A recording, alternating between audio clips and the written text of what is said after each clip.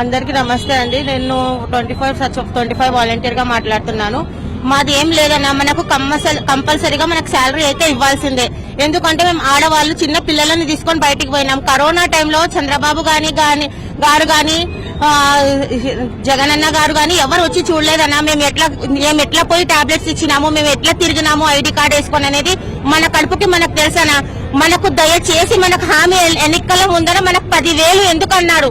ఆ మాటను నిరూపించుకోమని చెప్తున్నాం. మేము సీఎం ని ఏం ఎక్కువ అడగడం లేదు, మనకు ఎక్కువ ఆశలు కూడా లేవనా.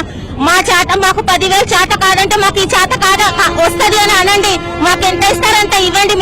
మీరు ఇవ్వకుండా మీరు వాలంటీర్ వ్యవస్థనే లేదు. ఎప్పుడు పుట్టింది అంటే మీరు ఎప్పుడు పుట్టినారో మేము అప్పుడే పుట్టినాం. మాకు జగనన్న పుట్టించినది కాదన్నా, మాకు గవర్నమెంట్ లో పని చేసినామని మేము అడుగుతున్నాం. మీకు అంటే ఇన్ని రోజుల పాటు నుండి 7 నెలల పాటు నుండి మీరు ఇబ్బంది పడుతున్నారు, మరి ఎందుకు ప్రభుత్వం పట్టించుకుంటాం లేదు? అదే కదన్నా, ఇది ప్రభుత్వం పట్టించుకోకుంటే నెక్స్ట్ ఎలక్షన్స్ వస్తాయి కదన్నా, అప్పుడు గల్లీ వాలంటీరే తిరుగుతాము. గల్లీ తిరిగి మేము ఓట్లు వేయించుకుంటాము. మన కష్టాల్లో ప్రతి ఇంటికి పోయి కూర్చొని అడిగిచ్చి ఓటేసుకుంటాము. అది మా హక్కు అని నిరూపించుకుంటాము. ఇంకా ఎందుకంటే ఎలక్షన్ ముందు మనకు దూరం ఉండాలన్నారు. మేము దయచేసి అమ్మ తోడుగా చెప్తున్నాము, మేము దూరంగా ఉన్నాము. ఎవరికి రాజకీయాలకి లొంగలేదు, మేము ఏ సీఎం కి లొంగలేదు, ఏ జగనన్నకి లొంగలేదు. ఇప్పుడు కానీ మనకు జీతాలు పడకుంటే నెక్స్ట్ ఎలక్షన్ మాత్రం ప్రతి గల్లీలో వాలంటీర్ తిరుగుతుంది. మరి మీరు జీతాలు పెంచాలని చెప్పేసి కోరుకుంటున్నారా, లేదా జీతమే కల్పించాలంటున్నారా? మాకు జీతాలు కూడా పెంచాలి. మన చాట కాదు అంటే ఎంత చాట అవుతుంది అంత ఇవ్వాలని కోరుకుంటున్నాము.